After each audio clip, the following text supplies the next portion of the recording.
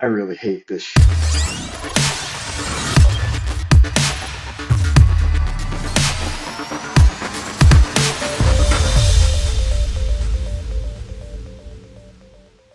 Hey, what's going on, everyone? Welcome back to another episode of This New Studio. I am your host, Tim, the one and only child of Mecha. And yes, your eyes don't deceive you. We are back in the studio once again.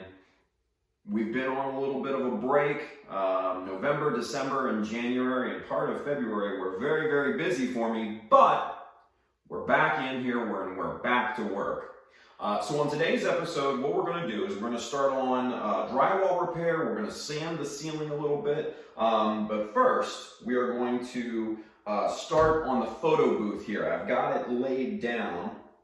And essentially what I'm doing is I'm making this thing mobile. Went on Amazon, got some heavy duty casters for this thing. These support about 250 pounds a piece. I've already installed 3, have to install 1 more, and we're going to take you through that process real quick before we get to drywall. So let's get to it.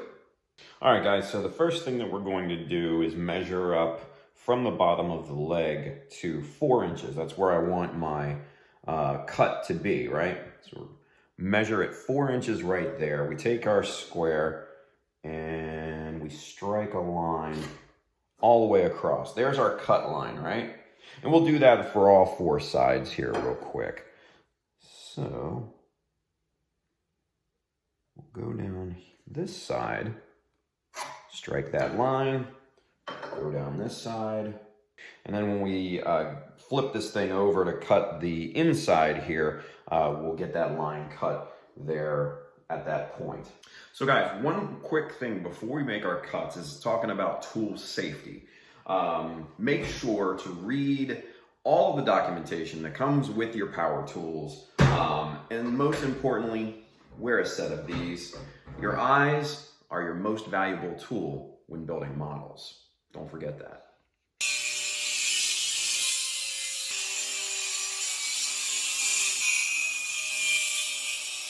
All right, so now that we've got the block cut off here, we've got a nice attachment point for the caster.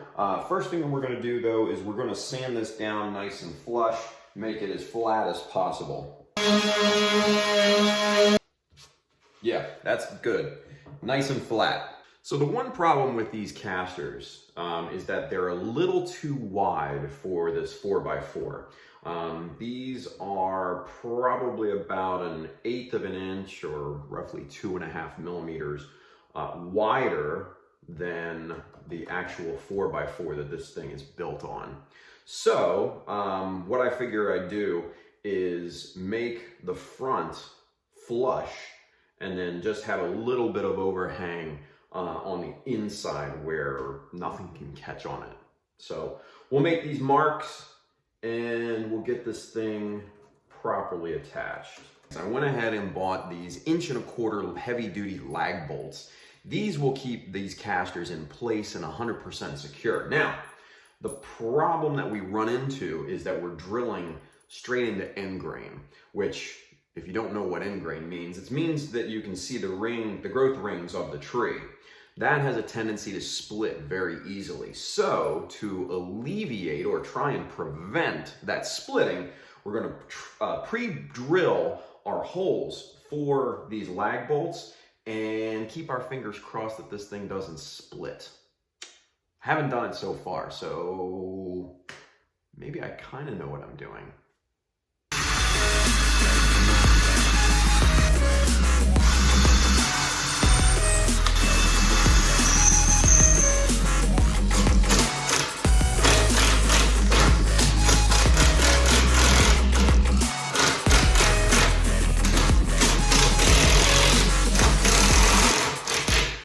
And just like that, this thing is now mobile. Nice heavy duty casters. This thing even has a little brake here if you want to keep it stationary, which I will be using. But this is going to make this so much more mobile and so much more easy to roll around in the studio and get it out of the way, especially while I'm working in here. That's the biggest advantage. So, task 1, done.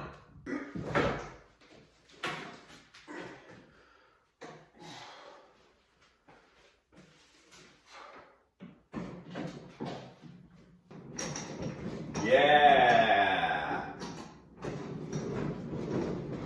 That makes it so much easier to move around. I love it. All right, so started to work on this corner here, and what we've done is there is a couple strips of drywall here, very thin, double stacked with a little bit of a spacer to make it flush essentially with this part of the corner. And then we went ahead and put a longer strip around here to extend this part of the wall as well. And as you can see, all of this is held by construction adhesive, and you can hear it. It's solid as a rock at this point. So not too bad, pretty decent.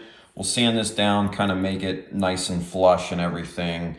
Get this ready for the corner bead and for the mud. But we've got to tackle this last bit here, which we'll jump over to our makeshift workbench, and I'll show you how we cut that. Now, to get these pieces of drywall cut, most people would just do a score and snap method. Take a cutter, score it, snap it, but that leaves you with a little bit of a jagged edge. In this particular application, I don't want that. So actually what I'm going to be doing, and what I have been doing here, is using a circular saw to cut this. Now, I know, a lot of you are saying right now, Tim, this is not the way that you should do it, all this and all that, especially in that corner. I know some of you drywall guys are probably yelling at your screens right now. I get it. Trust me, I get it. I am not a drywall expert in any sense of the word. But again, in this particular application, this works for me, and this is going to give me the results that I want, right? And like I always say, overkill is underrated. So before we get to cutting, there's definitely some things that you need to take into consideration. Number one, this is going to kick up a lot of dust. Use your mask. Number two, wear safety equipment, gloves, and some safety glasses. Know how to use this thing. This is dangerous if you don't.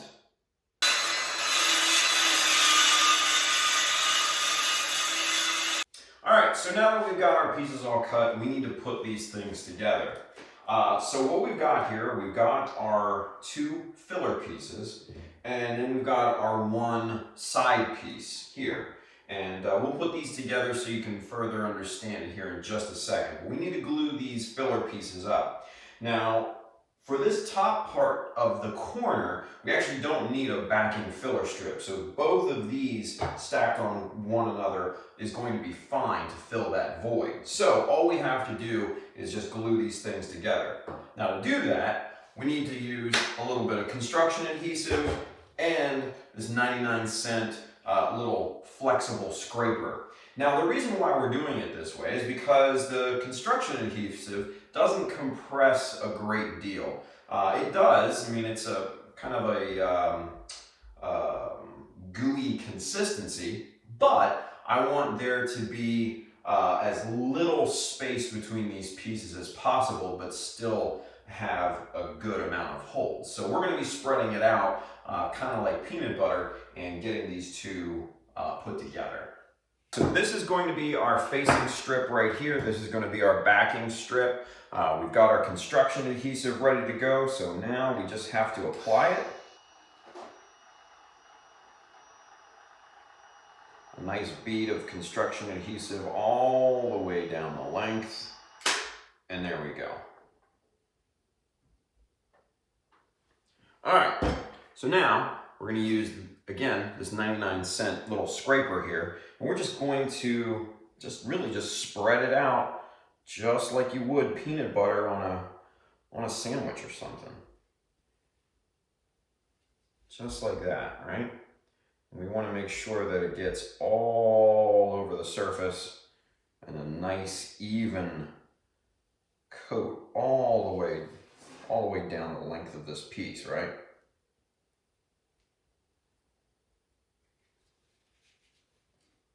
Just Want to make sure we get the sides and everything as well. And just go up and down the length of this piece just a few times, and that should be fine. So now we're going to stack this piece right on top of the other. Slide it around a little bit to spread that construction adhesive across the surface of this thing. Squeeze that down with some good pressure. And we've got ourselves a little backing or a little filling strip here, ready to go on the wall. Now, obviously we've got a little bit of squeeze out here on both sides. That's perfectly fine. That's actually kind of what we're looking for. Just like with modeling, when you're filling and seaming two parts together, you do want a little bit of squeeze out. That way you know you've got the entire surface coated in adhesive. So next thing we'll do is we'll stick this up on the wall. We'll put the backing strip on, and that corner will essentially be done. So now that we've given this filler strip ample time to set up and grab, now it's time to apply it to the corner. So to do that, we're gonna set this off to the side just for a second, grab our caulking gun, and get to work getting some adhesive on this corner here. All right, so now that we've got the corner basically buttered up, we're gonna spread this out a little bit and get this piece set in here. So we take our 99-cent little flexible scraper and we do the same kind of thing to the corner here. We just spread this stuff out nice and evenly across all the surface area here, right? Just to make sure we get a nice, good spread of this construction adhesive. And once this is all set up and fully cured, this stuff will make sure that these pieces just don't move at all and don't go anywhere. So I'm being very, very liberal with the construction adhesive. It's easy to put on, it's hard to take off. But I'd rather have a good amount on here just to be on the safe side than not enough when I put this thing on. All right, so that should be almost good. We just want to make sure we get all the little bits and pieces stuck up with construction adhesive. Now, go ahead and take our piece and set it right in the corner on top of the lower piece. Press this guy into that construction adhesive. Slide it around just to kind of get the construction adhesive spread out and get it to grab really, really nicely onto these pieces here. Now, that looks pretty solid in my opinion. Now it's just time to put on this last piece on here, which is the side. And we're gonna put this side on. Lay that right down into the construction adhesive, just like the other pieces. And start to slide this back and forth. And we're getting good squeeze out, just like before, which is what we want.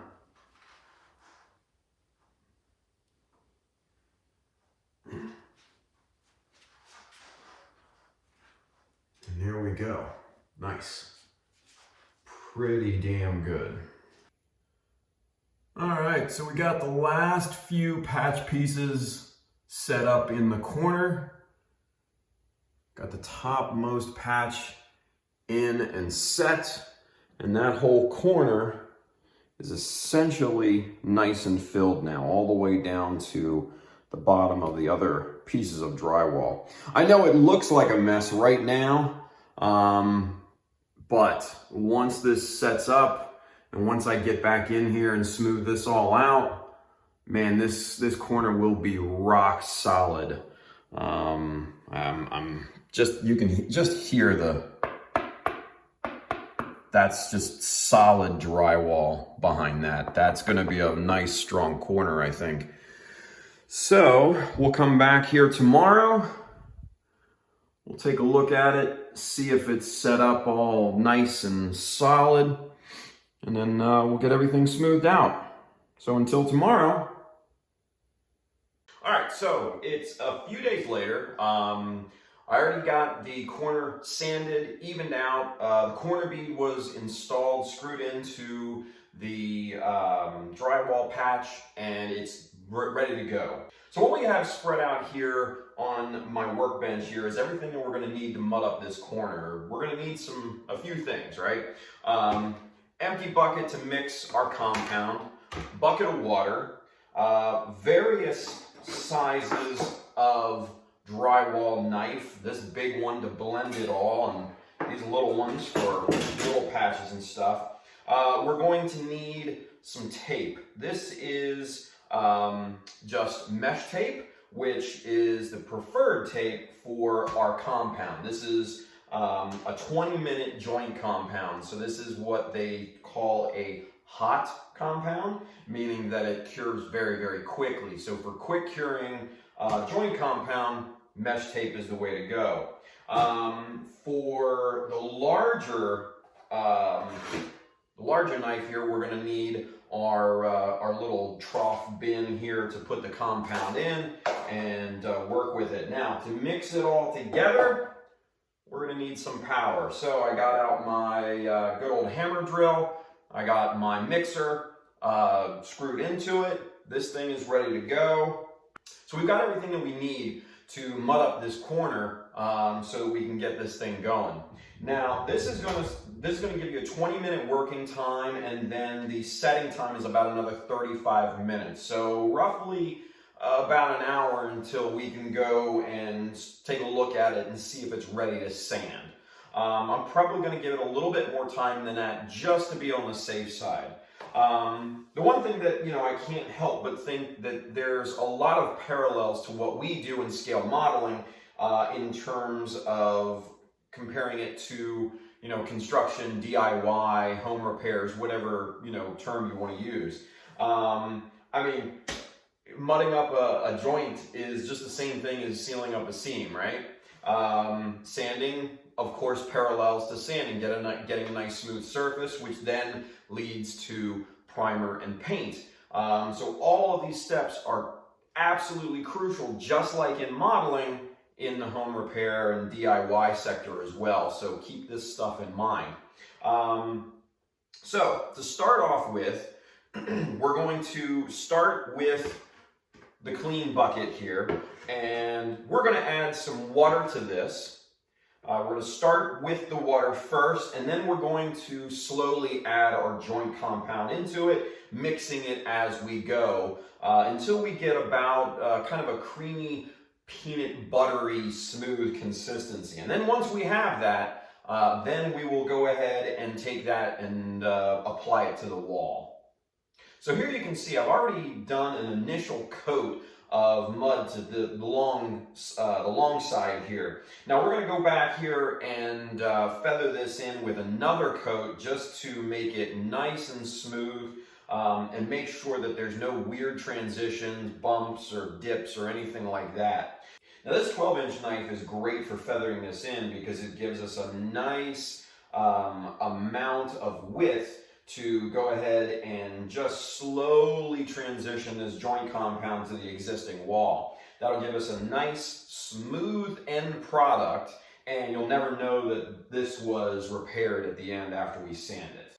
All right, so it's a few days later. The joint compound is all applied and set, and it's ready to go. We had to have 3 coats of drywall compound joint compound mud, whatever you want to call it, on various parts of the corner here, in the other corner here, and then along the wall here where there were some kind of weird spots and stuff. So this is all ready to go, ready to be sanded. Now there's a few things that we're going to need before we begin. The most important thing is a good respirator. It is going to get extremely dusty in here. It's going to be all over this place. It's going to be in the air. It's going to get on everything. Safety glasses to protect your eyes. You don't want a lot of the dust going into your eyes and drying them out. I have a problem with dry eyes anyway. So to minimize that, I'm going to wear my safety glasses. Now, as far as sanding goes, there's not a lot to it. A good hand sander with a good sanding screen on that so it doesn't get bound up like sandpaper does. These are really, really great and great for fine tuning different spots in the wall. The same type of thing on a pole. You know, this is a swivel head and everything like that with a sanding screen on there. 4-foot pole. It'll allow me to get big swaths of sanding done. So this is going to come in very, very handy. Now, it's going to get messy. It's going to get nasty. And I really hate this part. So let's just get it done.